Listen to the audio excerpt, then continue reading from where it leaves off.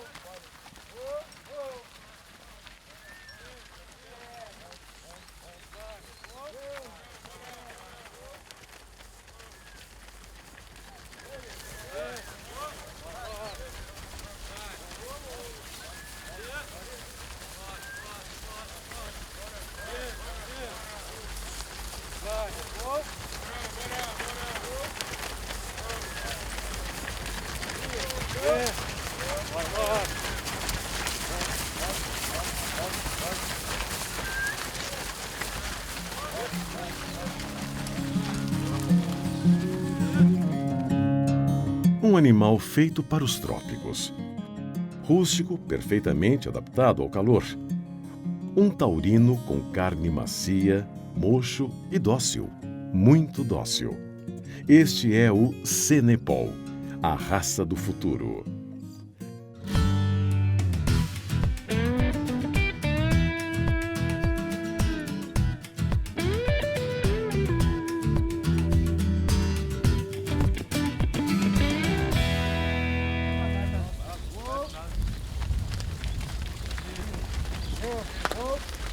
Quando nós vimos o primeiro rebanho de novilhas Cenepol, que eu nunca tinha visto antes, né?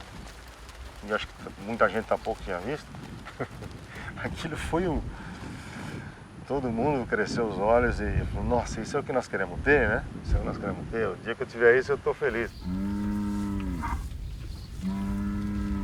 Quando a gente tem criações extensivas no Brasil de 30 a 40 mil vacas, e você ter um taurino que te proporciona essa heterose, sem que você mude o seu sistema na fazenda, que é monta natural, pô, isso é fantástico.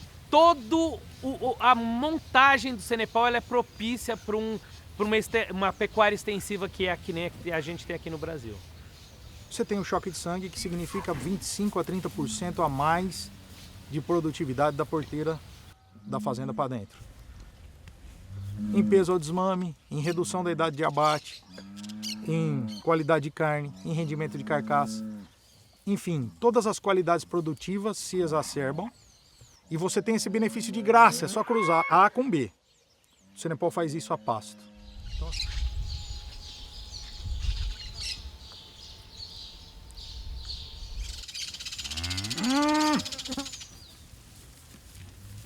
Rebanho do Cenepol começa mais ou menos ao centro de São Croix com a família Neotrópica, né? E depois ele se divide em dois grandes criatórios, né? Que é o CN, que é o Castle Nuggets, que está do lado da ilha virado para o Mar do Caribe e que chove muito pouco, mas aproximadamente 400 ou 600 milímetros por ano, como o Nordeste nosso. E aí você atravessa uma cadeia de montanhas, vai para o outro lado, que é o lado da Annalee Farms, que chove 1.600 a 2.000 milímetros. Então você sai de um lugar árido como o Nordeste, atravessa no mesmo dia essa cadeia de montanhas e vem para uma região como o nosso Brasil Central aqui, Mato Grosso do Sul, Mato Grosso, né? Então, e você vê animais em condições ótimas de score em ambos os lados da ilha. Então, o gado mais rústico está na CN. O gado mais produtivo está na WC. E isso fez com que dois criatórios produzam um gado diferente ao mesmo tempo dentro da raça e que quando se junta tem umas opções genéticas muito interessantes. Eu acho que aquele lugar isolado, um lugar que você não tinha aonde recorrer, na seca é seca e não existe irrigação, não existe fábrica de sal, não existe fábrica de ração, não existe suplementação. Então assim, Esse estado de isolamento fez com que o Senepal se tornasse o que ele é hoje, rústico e adaptado.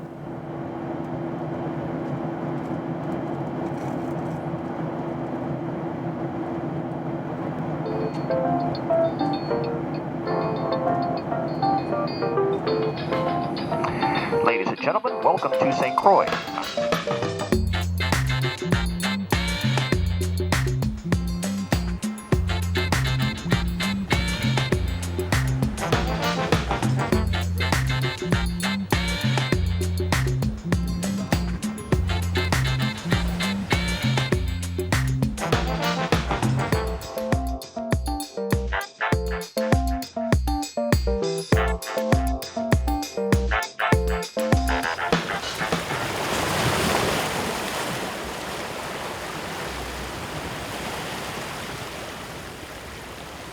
A ilha de St. Croix está localizada no Caribe e é uma das ilhas que compõem o arquipélago das Ilhas Virgens. Ela está a 3.200 quilômetros da porção continental dos Estados Unidos e a 804 quilômetros do continente sul-americano. É uma ilha pequena, tem apenas 45 quilômetros de extensão e uma das suas características mais marcantes é a diferença entre os climas do leste e do oeste. Circular pela ilha tem as suas curiosidades, a começar pelo trânsito. Aqui se dirige do lado esquerdo da rua, uma herança da colonização dinamarquesa.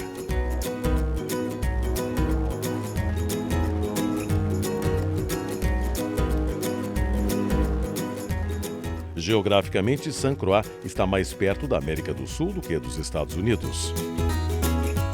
Esta condição de isolamento e as características climáticas particulares favoreceram o surgimento de uma nova raça de gado que promete se transformar no futuro da pecuária tropical, o Senepal.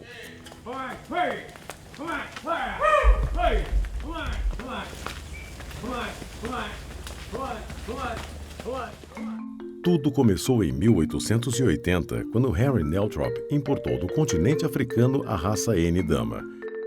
30 anos depois, Brownlee Neltrop, filho de Henry, buscou na ilha de Trinidad a raça Red Poll para testar um novo cruzamento. O que Brownlee queria era um cruzamento que resultasse em melhor produção de leite. Essa era a produção dele. A partir de 1918, começou a cruzar as duas raças. Ele selecionava os vermelhos como o Red Poll e de pelo curto como o N Dama. Além disso, Brownlee precisava de vacas que produzissem leite, então elas tinham que parir todos os anos para continuar produzindo.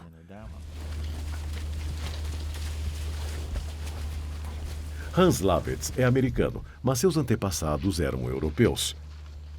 Seu pai, Fritz Lavetz, trabalhou por 40 anos como gerente da Annalee Farms, propriedade do multimilionário Ward Kennedy. Algum tempo depois, Ward decidiu parar de investir na ilha e, em agradecimento aos serviços prestados por Fritz, cedeu parte de sua propriedade à família Lavetz.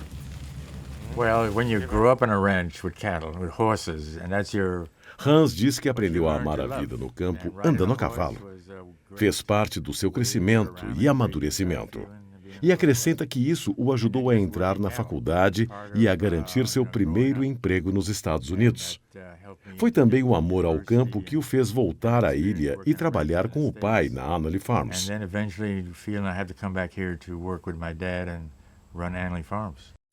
Henry Christian Neltrop é da 4ª geração de criadores na família e hoje cuida de cerca de 60 cabeças de gado no leste da ilha de St. Croix. Henry lembra que, quando criança, ia à casa de sua avó e via umas 1000 cabeças de gado no pasto. Além da produção de leite, diz que eles abatiam cerca de 4 animais por semana, que era como sustentavam a família. Quando já não tinha mais idade para cuidar do gado, Brownlee quis garantir que a sua criação não parasse de evoluir. Hans afirma que quando Brownlee chegou aos 80 anos, decidiu vender o rebanho. Ainda menino, ele se lembra de ter ido com seu pai à fazenda deles para escolher o gado que acabariam trazendo para Annalee Farms. Mas não foi apenas a Annalee Farms que comprou o gado Neltrop. Kiko Gasperi chegou a St. Croix na década de 60 para trabalhar com o irmão e foi determinante para selecionar os melhores animais da Castle Nugent. Kiko conta que quando chegou havia 3 rebanhos de Senepol. Um era o CN, da Castle Nugent, que era administrada pelo seu irmão e cunhada. Outro da Neotrop e o terceiro, WC, da Annalee Farms. Mesmo sem nunca ter trabalhado com gado, antes de se mudar da Itália, Kiko encontrou as lindas vacas marrom claras, Senepol, e um monte de confusão. Algumas eram malhadas, outras tinham batoques. Foi natural começar a selecionar as melhores e esse trabalho levou 20 anos. No fim da década de 80, dava para dizer que o rebanho estava bonito de se ver.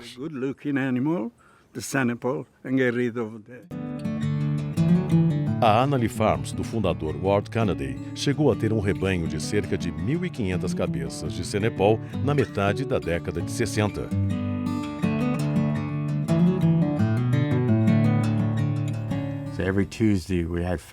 Hans diz que toda semana traziam 500 animais para o curral e escolhiam 10 cabeças para o abate para terem o que vender. Foi aí que começaram a selecionar com base na performance.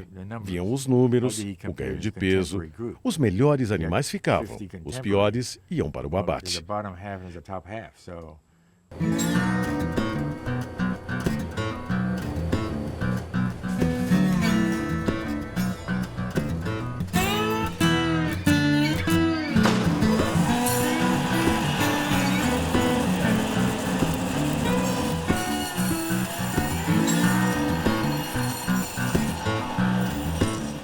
Em meados de 1940, a Annalee Farms começou a fornecer carne e leite para as bases militares instaladas em St. Croix. Em 1974, inauguraram o próprio açougue e o gado abatido na fazenda passou a ser vendido para os quase 40 mil habitantes da ilha. Perguntamos ao Hans se os criadores da Castle Nugent passaram pelo mesmo processo de seleção. Ele responde: eu não sei como era lá. Leste é leste, oeste é oeste.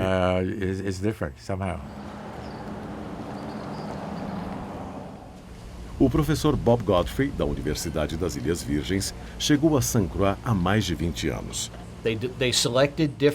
Segundo ele, a diferença entre as linhagens de Senepol do leste e do oeste da ilha são bem perceptíveis. Na Annalee Farms, o gado era maior, já que tinha pasto com maior quantidade de nutrientes devido ao grande volume de chuva.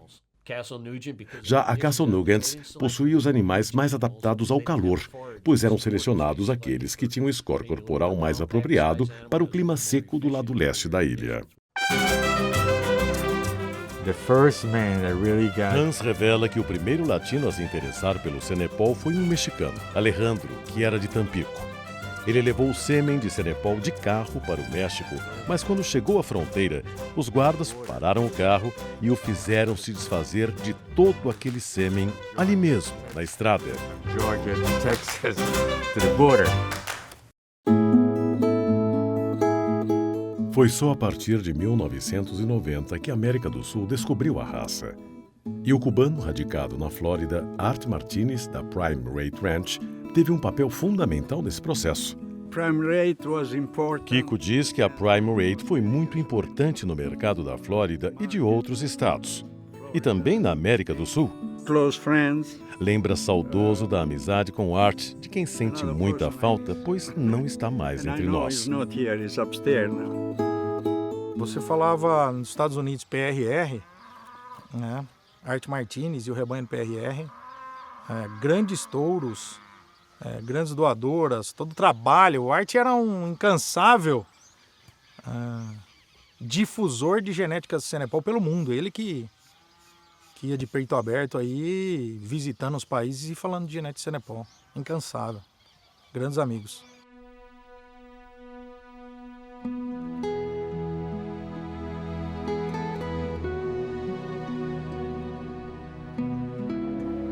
Art Martinez viveu até 2013. Hoje, Meg Martinez, sua viúva, cuida dos álbuns de fotos que registram as viagens deles por toda a América do Sul.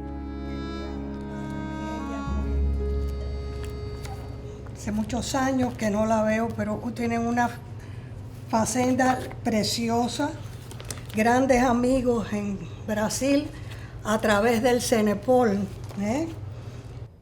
Para nosotros fue... Para Meg, foi uma experiência extraordinária visitar diferentes países da América Central, América do Sul, Austrália. Ela achou tudo muito bom. Claro que ele ia a vender sua Claro que o que genética, Art pero ele queria em decía, todas essas "Yo lo que viagens quiero era es, vender a genética, mas manter- principalmente establecer uma estabelecer relação, uma ou relação seja, com as pessoas de tener uma todos amistade, esses assim lugares. foi. E foi assim mesmo. Fizeram muitos amigos. Ela amigos. completa, foi extraordinário. Extraordinario, sí. Bueno, visitamos Brasil y en distintos viajes fuimos a Mato Grosso do Sul, en Campo Grande, fuimos a Rondonópolis, a Mato Grosso, en Goiás también, en Minas de Gerais también. Y bueno, después fuimos a Río y a Bahía, pero a pasear. Siempre había que dar un paseo, ¿no? Mantenemos el Cenepol en nuestro corazón, en nuestra casa. Mesmo depois de perder o marido, a casa de Meg continua repleta de Cenepol. Ela mostra as cadeiras da mesa de jantar, feitas com o couro do Cenepol. Nesta, é possível ver inclusive a marca da CN, Castle Nugent, da família De Gasperi. los Gasperi, y de Annalie, de Nelthrop. Nesta outra cadeira, há também a marca Prime Rate. Meg afirma que fez questão de manter o Cenepol vivo no seu coração. En mi corazón, siempre.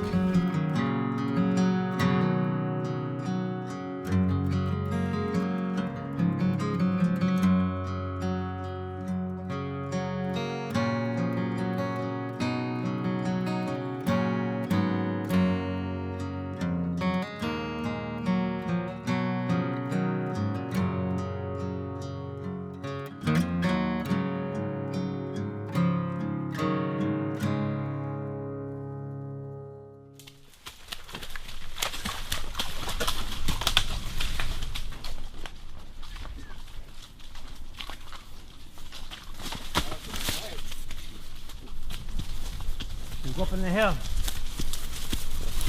Arriba.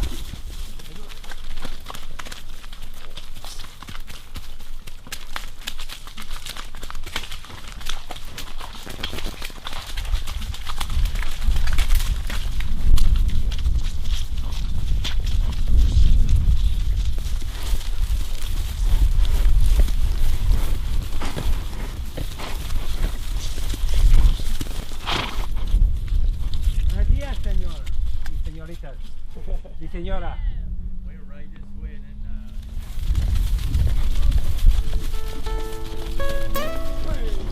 Muy bonita vaca. Ay, muy bien.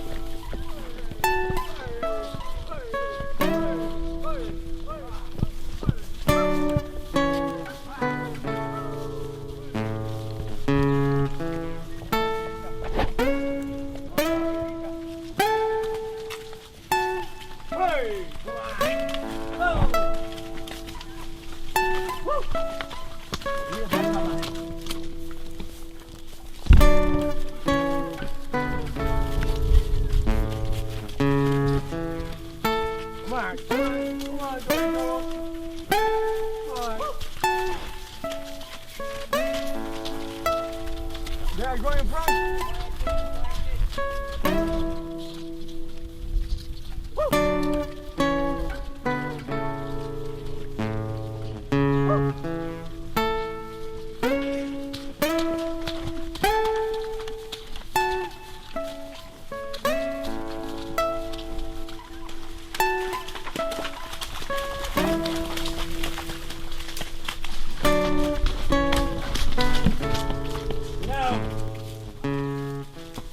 Criar Cenepol é a paixão de muitas famílias.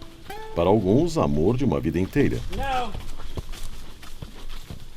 De volta à ilha de St. Croix, encontramos os cowboys Jonatas Heitzman e José Alfonso Correia. Jonatas diz que trabalha com gado desde os 15 anos e agora tem 44. Para ele, o Senepol é o gado mais adaptado aos trópicos. Eles são mais resistentes às doenças, às picadas de insetos e se adaptam muito bem ao calor. Também produzem carne e leite excelentes. É uma raça muito mais fácil de lidar, pois esses animais são mais inteligentes que os das outras raças. Eles fazem aquilo que você quer que eles façam. José Alfonso Corrêa talvez seja um dos cowboys mais velhos do mundo. Mesmo aos 84 anos de vida, Alfonso nem pensa em ficar longe do gado. Ele nasceu em Porto Rico e, muito jovem, se mudou para San Croix, onde acompanhou de perto o desenvolvimento do Senepol na Annalee Farms. Você já trabalhou com... São quase 70 anos de dedicação e trabalho diário. Senepol é o melhor para mim.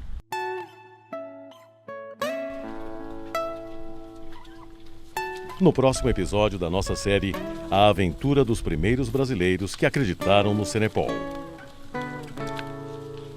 Hello para todos os cowboys de Brasil. Graças, Senhor. A todos. Graças. Okay.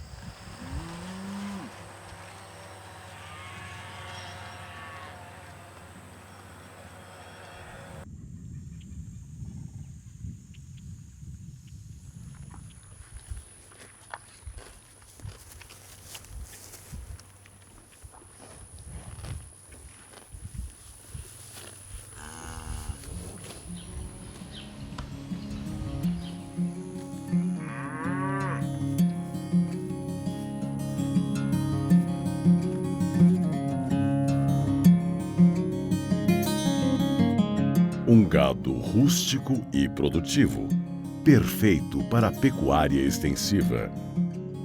Um taurino de pelo curto, plenamente adaptado ao calor tropical. Uma genética perfeita para a cobertura a campo.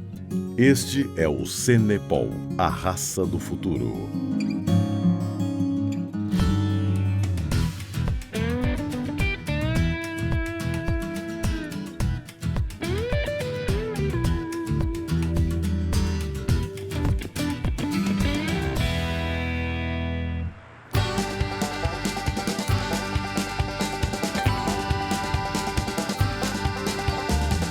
Cidade de Okeechobee, no centro do estado da Flórida, nos Estados Unidos.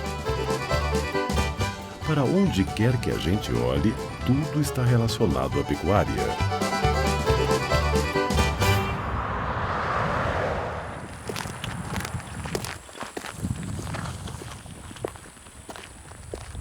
É neste contexto que encontramos o maior rebanho de Senepol dos Estados Unidos, na tranquilidade da Sacramento Farms.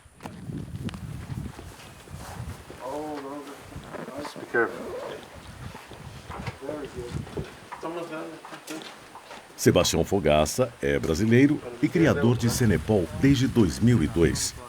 Mas até o fim da década de 1990, Fogaça nunca tinha ouvido falar em Senepol.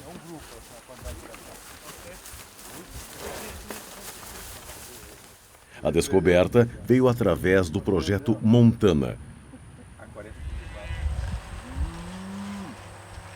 O projeto Montana foi um projeto que se originou aqui nos Estados Unidos. Eles usavam o sêmen dos touros Montana Makers, que eram produzidos acá. Era um touro com 3, 4 raças, tinha 0 de zebu. Esse sêmen era levado no Brasil, eles inseminavam as vacas zebuínas com esse sêmen de Montana Maker e faziam Montana, porque aí tinha um touro com 4, 5 raças e tinha metade do sangue zebu, e uma parte adaptado, que aqui eles usavam o Senepol ou o Bosmara para fazer os Montana Makers. O gado Montana não é considerado uma raça, e sim um bovino composto formado, no mínimo, por 3 diferentes raças. Zé Torneira e Júnior Fernandes, pai e filho, donos da Fazenda da Grama, no interior de São Paulo, também descobriram o Senepol através do Projeto Montana. Nós ficamos impressionados com o potencial produtivo dessa raça. Você tinha, ao mesmo tempo, um animal que tinha 3/4 de sangue europeu e, ao mesmo tempo, 3/4 de sangue adaptado, né, no mesmo animal. Porque você tinha 50% de Senepol e 25% de Angus, por exemplo. E tinha 50% de Senepol e 25% de Nelore. Então você tinha 75% de europeu, com todas as qualidades de carne, e tinha 75%. Quando nós vimos esse cruzamento, nós ficamos loucos. O senhor topa, o que o senhor acha? Falei, ó, pra mim, tá tudo normal. Você acredita? Você acha que vai dar certo? Eu acho que vai, pai. Então, toca em frente, vamos plantar para colher. Então, entramos no Montana, no Projeto Montana. Aceitei muito a ideia, eu era inovador, até hoje sou, mas naquela época era mais entusiasta, de começar a usar todos os Montana. Júnior e Sebastião tiveram outro parceiro brasileiro, Daniel Di Stefani, que apostou com eles na compra dos embriões de Senepol. Ricardo Arantes conta como foi esse início. A criação do Montana no Brasil foi justamente para entrar num nicho de mercado que hoje é ocupado pelo Senepol. Quando a gente foi para a nossa visita lá no Clay Center em Nebraska, nos Estados Unidos, junto estavam alguns criadores que faziam parte do Projeto Montana. A Fazenda Grama, com o Júnior Fernandes, foi junto também. E ele decidiu apostar no Senepol assim como a gente. O Sebastião estava viajando, né, de carona no processo. Vamos conhecer lá a origem do nosso franqueador em Billings, lá no estado de Montana. Quando nós viemos aqui em 2001, na reunião, nós viemos juntos. Nós vimos o primeiro grupo de novilhas Senepol. Lembro como se fosse hoje. O pessoal parou de falar, de tão lindas que estavam. Eu cheguei pro franqueador e falei assim, bom, queria levar o Senepol, imaginei que ele fosse dar uma colher de chá, né? Quando nós começamos, ele falou, não, você precisa levar 700 embriões para mim te arrumar os embriões. 700 embriões, cara, no ano 2000, era uma coisa assim, maluca, né? Você comprar 700 embriões num negócio que era mais do que uma agulha num palheiro. Tão louco quanto a gente de topar o negócio foi ele de propor 700 embriões. Ele não tinha esses 700 embriões prontos, né? Ele trucou, eu mandei 6 e nós fechamos o negócio. Ele falou, tá feito. Quando ele falou, tá feito, eu dei a mão, nós nos cumprimentamos e falei, escuta, cadê champanhe? 700 embriões, não se vende todo dia. E o Júnior, ele queria, não, se não apertasse a mão e não tomasse a champanhe, aí não tinha champanhe, foi com água mesmo, entendeu? Mas foi fechado o negócio, ao melhor estilo. E aí nós brindamos com água com gás a importação de 700 embriões para o Brasil.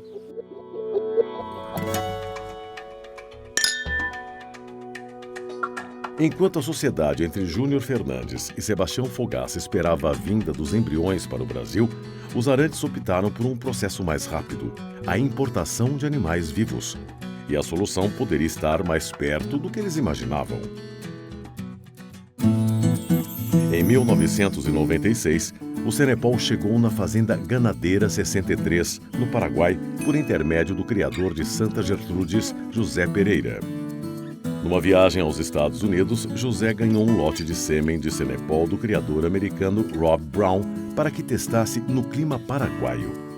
Mas Dom Carlos, pai de José, disse que sua fazenda não era laboratório e ordenou que o filho jogasse tudo aquilo no lixo. Dividido entre obedecer ao pai e seguir seu instinto, José decidiu arriscar e usou aquele sêmen nas piores vacas da fazenda. Alguns meses depois, os bezerros impressionaram tanto Dom Carlos que imediatamente ordenou ao filho que buscasse o Senepol nos Estados Unidos. Passados alguns anos, Dom Carlos sentia que era preciso expandir o Senepol e buscava um parceiro comercial para levá-lo ao Brasil.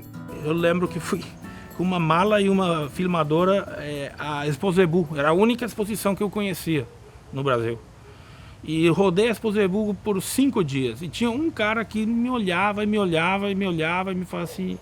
Depois se apresentou e me falou assim, o que você está fazendo aqui?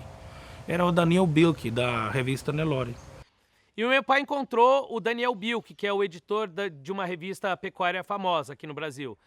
E ele entregou uma fita VHS para o meu pai e falou, olha, João Arantes, eu tenho um amigo meu que tem uma raça aqui no Paraguai e ele tá louco para trazer essa raça para o Brasil e eu não sei se você conhece, é o Senepol, dá uma olhada. Quando meu pai assistiu aquela fita, ele falou, gente, a gente precisa ir lá ver, porque se esse gado é o que está nessa fita e no Chaco Paraguaio, que é um calor extremo, pouco capim, a gente está no caminho certo. 10 dias depois me ligou um senhor que fez muita diferença na minha vida, assim, ó, Zé Pereira, era o João Arantes. Aí a gente encontrou o Zé Pereira lá em Porto Alegre.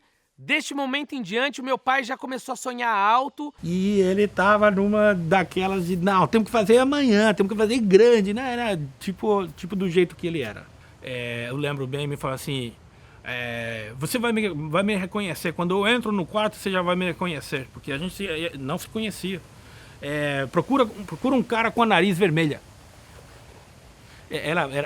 Esse João Arantes era muito engraçado. Sabe quando a gente fala que bateu o santo? E por coincidência bateu justamente com os sonhos do Zé Pereira. Ele queria trazer essa raça para o Brasil, mas teria que ser numa empresa que tivesse um volume e um tamanho expressivo, que já fizesse cruzamento industrial, ou seja, toda a base do projeto do Zé Pereira ele encontrou no projeto da Nova Vida.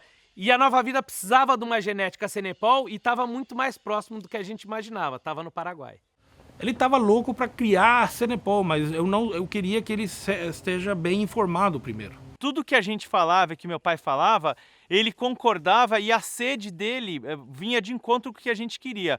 O Zé Pereira sempre afirmou que ele tinha uma raça maravilhosa, mas num país que ainda não estava preparado ou ainda não estava no momento certo para absorver esse Senepol. A pecuária é um setor de longo prazo. Qualquer projeto que você vai fazer na pecuária, ela demora 9 meses na barriga, mais 9 meses para desmamar o bezerro. E meu pai tomou aquela decisão por conta desse problema físico que ele estava, que era o câncer. Em 15 dias aconteceu tudo isso. Nós vimos a fita, já conhecíamos o Senepol como raça por conta do sêmen no Montana.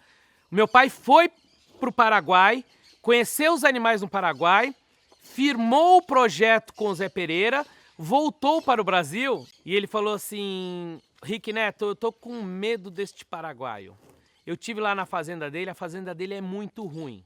É no pior lugar do Chaco Paraguaio. E as vacas estão pesando 17, 18 arrobas e não tem capim. Eu tô desconfiado que esse paraguaio me enganou, que ele tá dando ração para as vacas. O pai foi para o Paraguai com a Eliana, com a mulher. Só que ficou assim 3 horas. E o Chaco, onde a gente tem a fazenda, é tão diferente, mas tão diferente do ambiente de Rondônia, que para ele era assim, não pode ter gado tão bonito aqui. Então ele falou assim, não, tem que ter coxo escondido. Então ele mandou os meninos para procurar os coxos. Aonde que estavam os coxos, porque esse gado não podia ser tão bonito.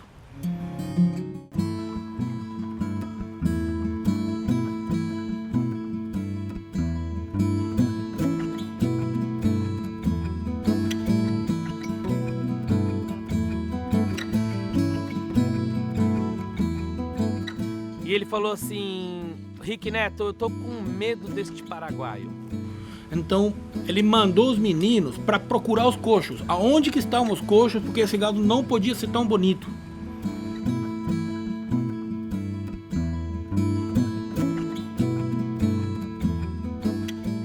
Pega o avião, você e o Neto, voltem para o Paraguai, falem que vocês estão querendo conhecer as vacas assim como eu, mas andem a cavalo para ver se não está me escondendo o coxo das vacas lá dentro do Paraguai. Isso aconteceu num espaço de tempo de 3 dias. Ele voltou na sexta, no domingo eu e meu irmão estávamos embarcando para o Paraguai. Eles foram para a fazenda, ficaram 3 dias procurando cadê os coxos. A gente não utiliza coxo. O gado é natural na fazenda. E o gado era, como estava tão bem adaptado, realmente era um gado extremadamente bonito. Mas ele achava que a gente estava fazendo trambica, né? Que o gado era de coxo. Não era. Era normal. Andamos tudo a cavalo e quando acabou as nossas andanças, a gente falou, olha, Zé Pereira, vou ser obrigado a te falar uma coisa, nós viemos aqui como fiscais, nós viemos comprovar que vocês não estavam tratando dos animais no coxo, e sim a pasto. Então, eu estou aqui ratificando aquele compromisso que meu pai fez com você. Nós vamos sim montar o projeto Cenepol, que é a entrada do Cenepol no Brasil. O João Arantes não acreditava que o gado esteja em tão boas condições. Tinha que ter coxo.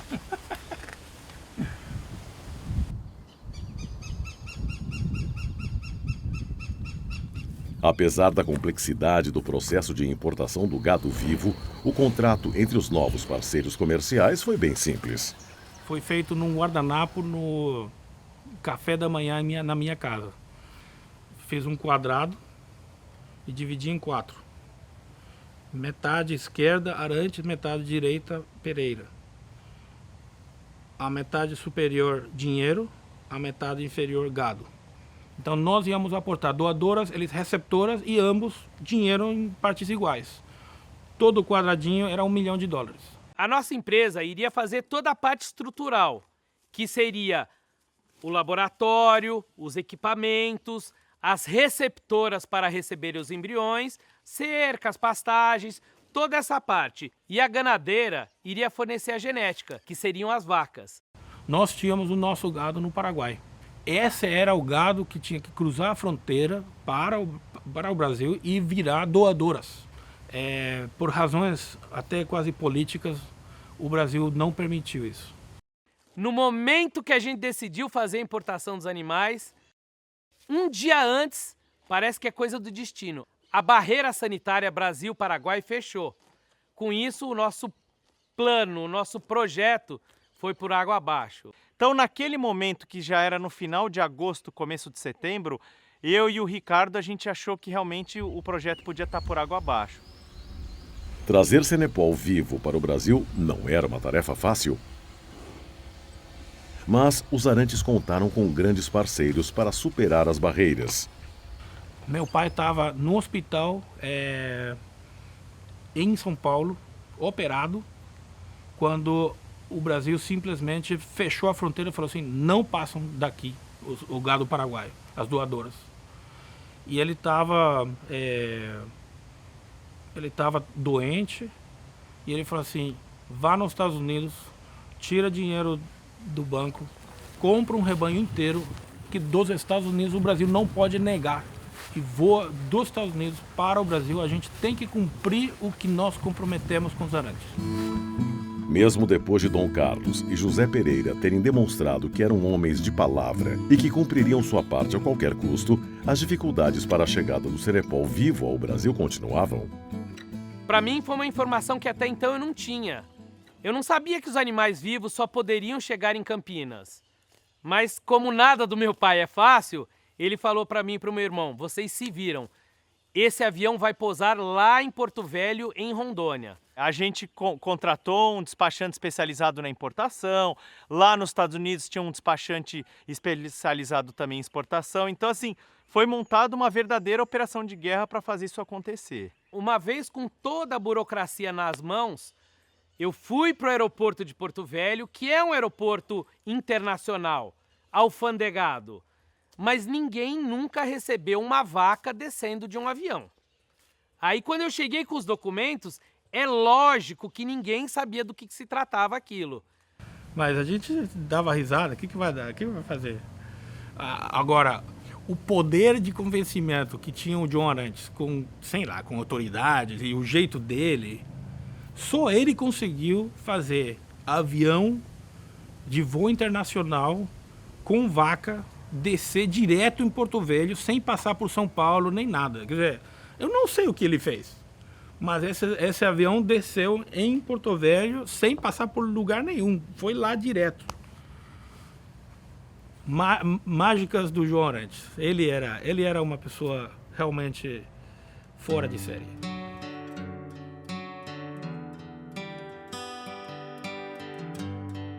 Em 2001, chegou finalmente em Rondônia o primeiro rebanho vivo de Cenepol.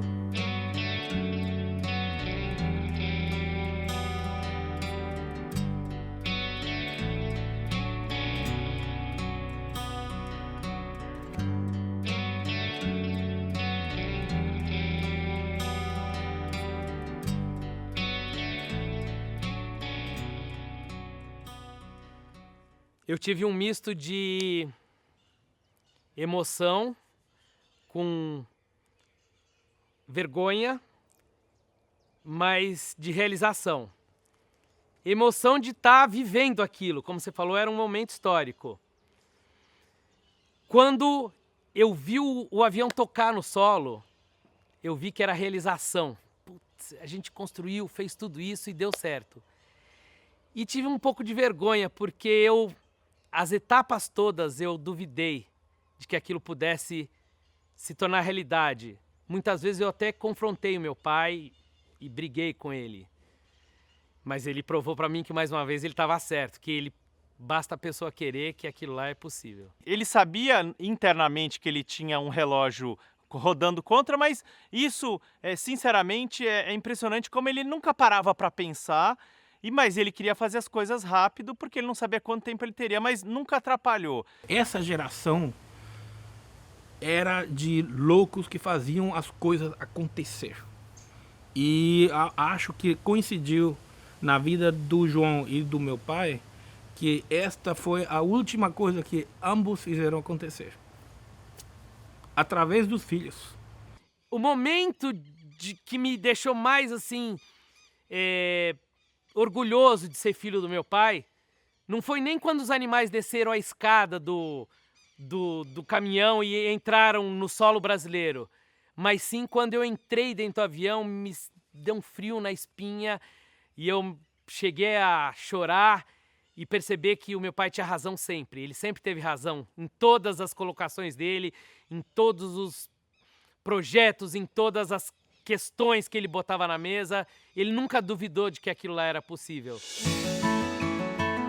Eu acho que os meninos e eu temos a satisfação de ter feito tudo para eles ainda ver o resultado antes de morrer.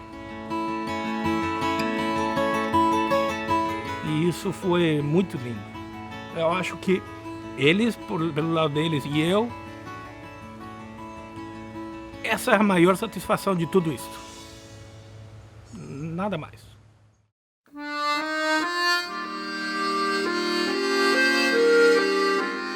Os primeiros pecuaristas que acreditaram na nova raça foram homens à frente do seu tempo.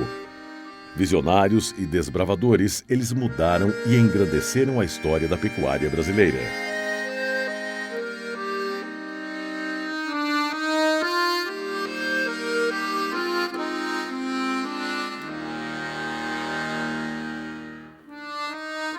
No terceiro e último episódio da série, você vai ver como foi a adaptação do primeiro rebanho que chegou ao Brasil.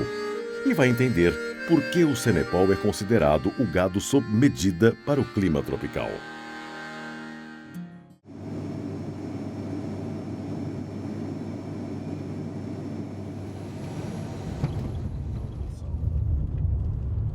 Na realidade, a história toda, eles eram um projeto Montana. Isso, tá? Que você fazia um gado de absorção, diversos cruzamentos. Eram 8, né?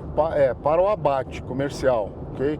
Quem fazia o acabamento desse gado era o Cenepol. Sim. Okay? Quando eles perceberam toda essa qualidade da raça, eles disseram, não é esse projeto que a gente quer a raça para o Brasil.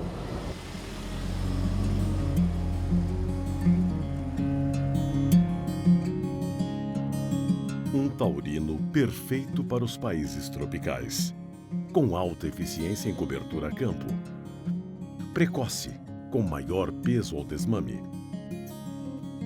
excelente na produção de carne macia. Este é o Cenepol, a raça do futuro.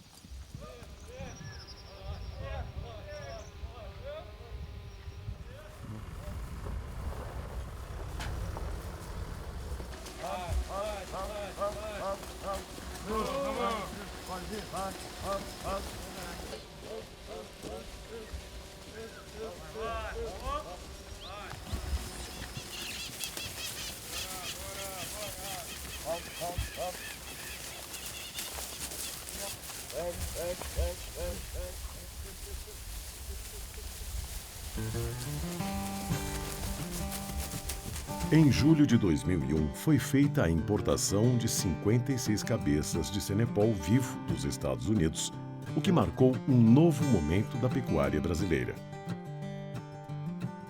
Mas também foi um período cheio de desafios. O objetivo era usar o plantel de vacas Cenepol como doadoras e inseminar mais de 2.000 vacas Nelore em Rondônia. Tudo isso foi feito em tempo recorde.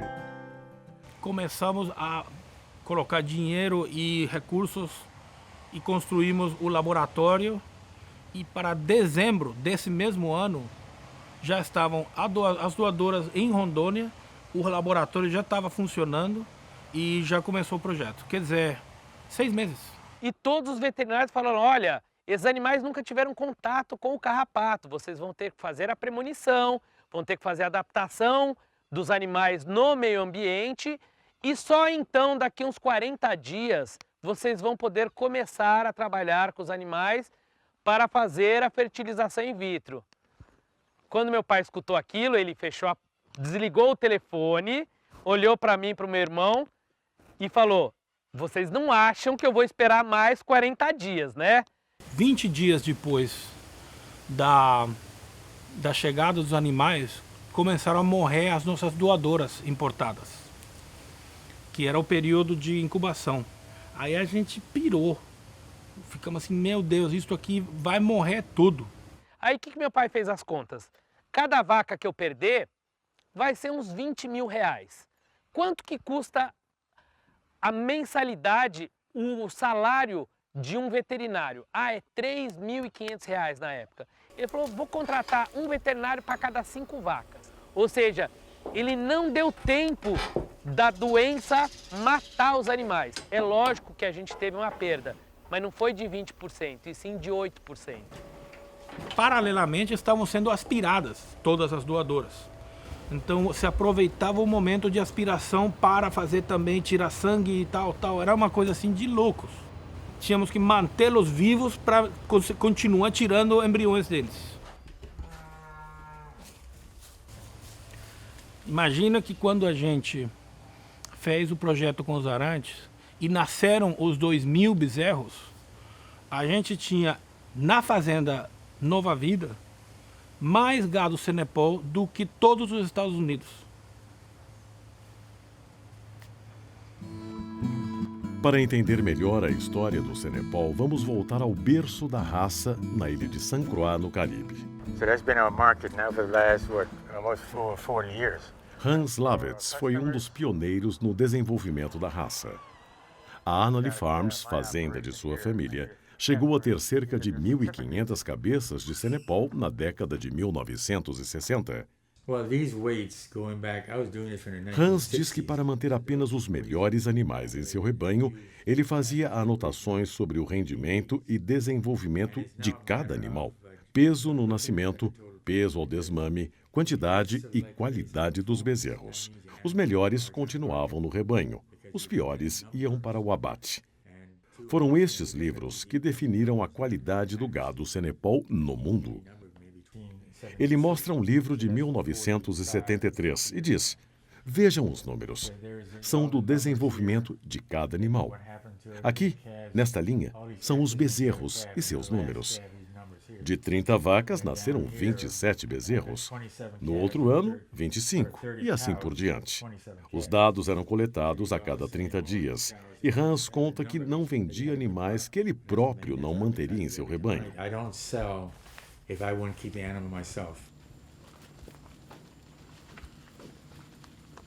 O que o Han fez por muitos e muitos anos foi tomar todos esses apontamentos e comparar as vacas na ilha, geração por geração, ano após ano, e tinha todas essas anotações escritas, né, em manuscritos, comparando intervalo entre partes, peso a desmame. Lá nós estamos falando da ilha, né? algo em torno de 45 quilômetros de extensão, que deve dar uma fazenda no Brasil. Então aqui hoje o que nós precisamos? De ferramentas para que todas as fazendas possam ser englobadas, né? Possam ser comparadas entre si, para que nós saibamos quais os pais, e aí, são tão dóceis que vêm pertinho da gente aqui, né? Quais são os pais das próximas gerações, né? Esse é o trabalho do Embrapa Geneplus. Está aqui um lote de fêmeas nos apreciando aí. Todos os criadores, com raras exceções, têm todos os dados de seus animais, tanto das suas doadoras como dos seus nascimentos. Mensurar para melhorar é sempre importante. E o que a gente tem na raça hoje, que foi um passo que provavelmente proporcionou a alavancagem da qualidade genética, diversas provas zootécnicas, né, que são realizados tanto com fêmeas como com machos, em diversos criatórios, em diversos institutos.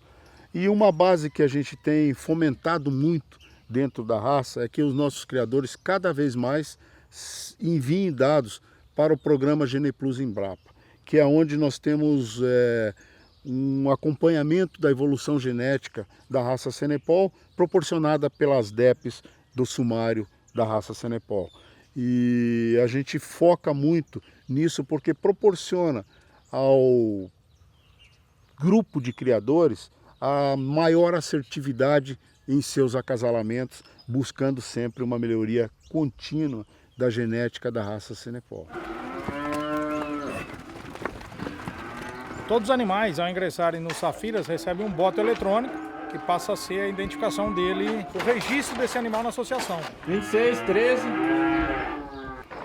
7996.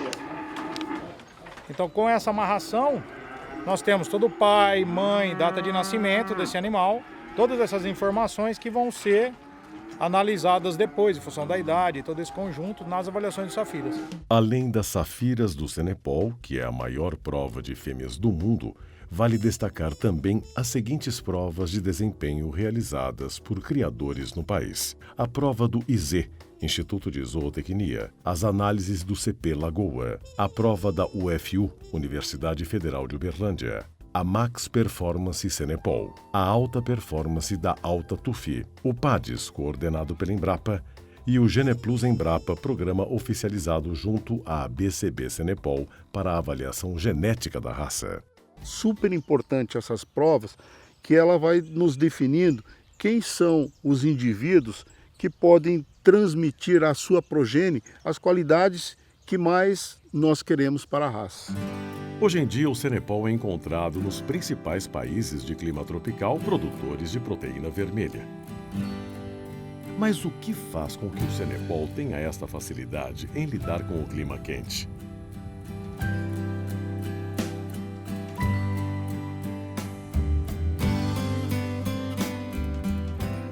Fomos até a cidade de Alachua, no norte do estado da Flórida, para conversar com o Dr. Tim Olson. Ele é especialista em genética animal e, desde a década de 1970, estuda o Senepol na Universidade da Flórida. Dr. Olson conta que o gado Senepol mantém a temperatura corporal mais baixa em meio grau centígrado do que os outros taurinos. Ele descobriu que a tolerância ao calor do animal é derivada de um gene que faz com que o gado tenha pelo zero. Desta forma, a troca de temperatura com o meio é facilitada, capacitando-o a viver em locais de clima quente. O professor Bob Godfrey, da Universidade das Ilhas Virgens, diz que foram feitos estudos complementares que indicam que o Senepol tem uma transpiração mais eficiente comparado às outras raças. E isso faz com que ele se sinta mais confortável em altas temperaturas. Júnior Fernandes conta que também desenvolveu uma pesquisa relacionada ao potencial de transpiração do Senepol e que os resultados foram surpreendentes. Nós fizemos uma pesquisa aqui, junto com a Unesp de Jaboticabal, e fomos estudar essa parte de pele, de glândula sudorípara, de pelo, angulosidade, volume, densidade, enfim. Qual era a anatomia da glândula sudorípara do Senepol? O que era de se esperar que o Senepol tivesse a glândula sudorípara como o Angus, porque ele é um taurino. E aí, por todo o processo evolutivo, enfim, razões pelas quais ele se adaptou ao trópico, a glândula sudorípara dele, 90% das suas glândulas são exatamente iguais a de um Nelore. Ou seja, sifonada, né, saculiforme que a gente chama, qualquer movimento de pele ele transpira. Por isso que você olha para ele e ele está num dia quente, pastando com total tranquilidade. Dr. Olson completa dizendo que o Red Poll, que é uma das raças que originaram o Senepol, não teria conseguido sobreviver ao calor do Caribe. E que somente através do cruzamento do Red Poll com o Enidama, uma raça africana, foi possível o Senepol adquirir esta resistência ao calor. Mas ele revela um aspecto determinante sobre a formação genética e origem da raça. O cruzamento com o gado crioulo, originário da Espanha e que também tem uma alta resistência ao calor. O crioulo é um gado que está em extinção e é mantido quase que como animal de estimação pelo próprio Dr. Tim Olson, no pasto em frente à sua casa. Hans conta que na década de 1940, quando seu pai comprou, junto com o Art Kennedy, 132 cabeças de Senepol da família Neltrop, a Annalee Farms tinha mais de 1.000 cabeças de crioulo, que era o rebanho usado para o manejo das plantações de cana. A partir de então, a multiplicação do gado Senepol, que originalmente era apenas Enidama com Red Poll, ganhou a contribuição genética do gado crioulo. A seguir, você vai ver o legado CN e WC, que permanece na ilha de St. Croix até os dias atuais. E qual o panorama da produção do Senepol no Brasil? Pelo número de criadores que já estão utilizando a tourada nos cruzamentos industriais, acho que já começamos a entrar nessa fase de pensar em escala de abate, em escala de benefício para a carne meio-sangue Senepol.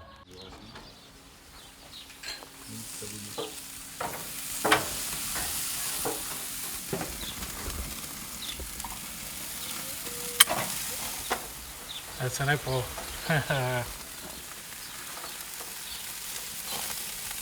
Então, se você não tiver uma escala de abate, uma sequência de abate, você não consegue fazer um trabalho específico determinando uma característica de carne, que uma hora tem, outra hora não tem.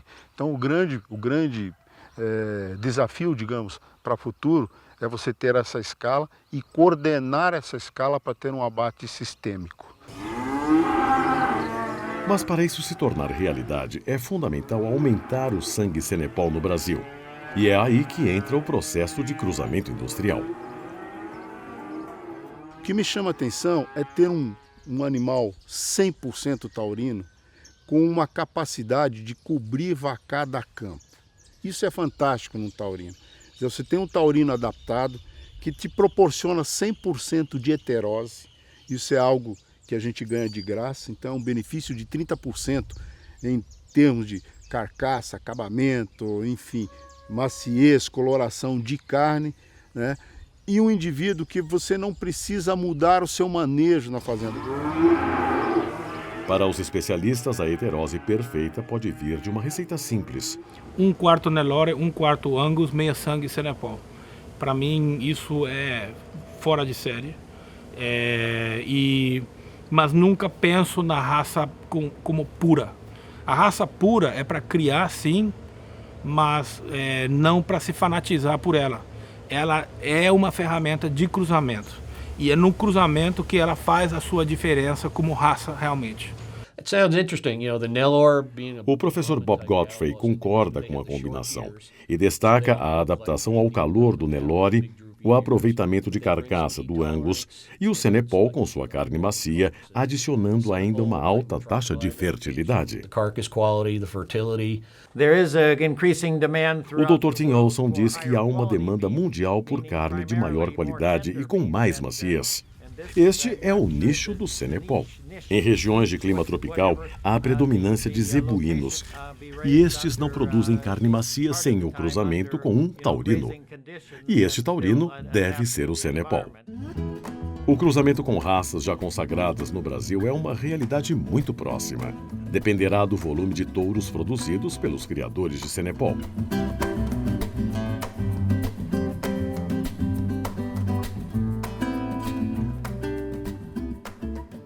A gente primeiro tem que partir de uma premissa que ainda 90% da carne no Brasil é produzida por cobertura a campo, não por IATF, não por inseminação artificial. Então você tem basicamente toda a carne produzida dessa forma. E a média que nós utilizamos com os touros Senepol, a capacidade que ele tem de cobrir com índice de prenhez acima de 80%, é na faixa de 40 a 45 vacas por animal adulto. Tá? Nós consideramos animal adulto, animal que esteja superior a 18 meses de idade.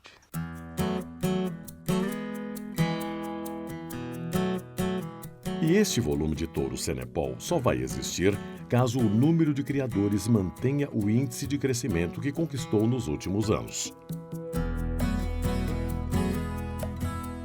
Enquanto o Senepol cresce e se espalha Brasil afora, já está virando artigo de luxo na ilha de Saint Croix, onde tudo começou. Há alguns anos, a família Gasperi, da Castle Nugent, resolveu doar o rebanho que restava, de cerca de 60 cabeças, para a Universidade das Ilhas Virgens.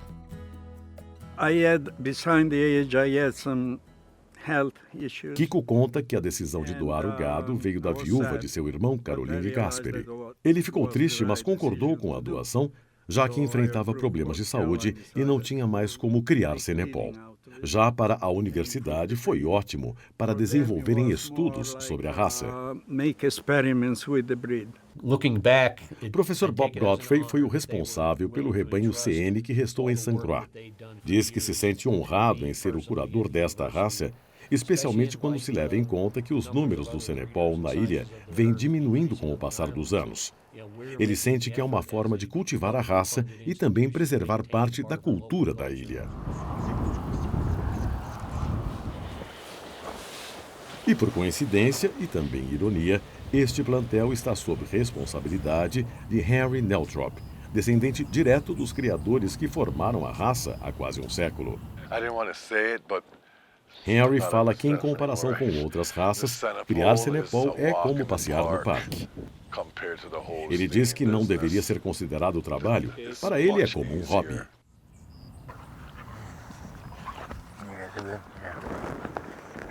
Enquanto isso, do outro lado da ilha, Hans Lavitz admira o que restou de seu rebanho, que um dia já teve 1.500 cabeças.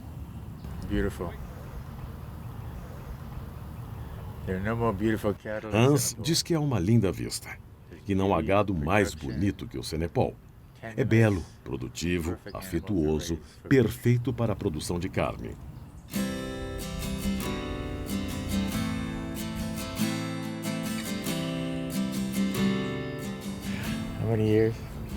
Ele lembra que foi o trabalho de uma vida. São mais de 50 anos cuidando do gado. E se pergunta, quem diria que um capitão da Força Aérea iria se tornar um cowboy?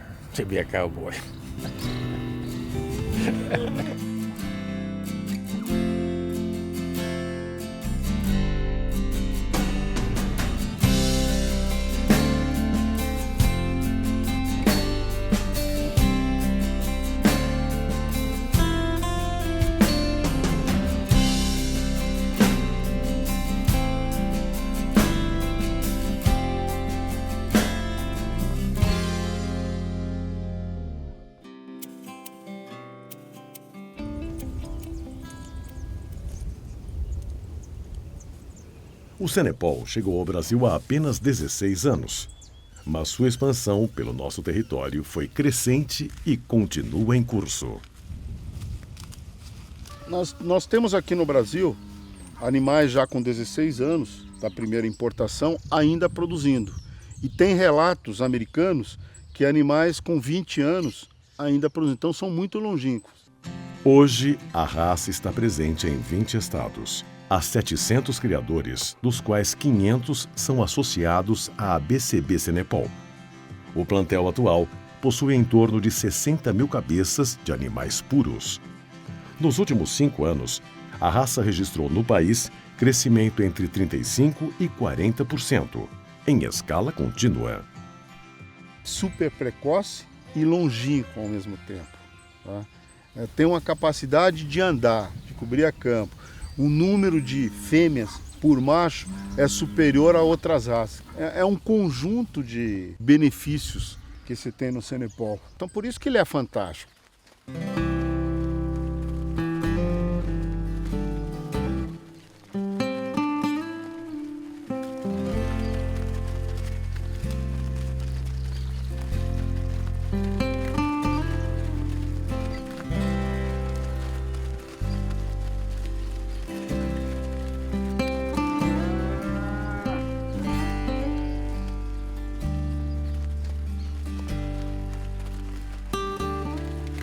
Senepol, a raça que chegou para ficar.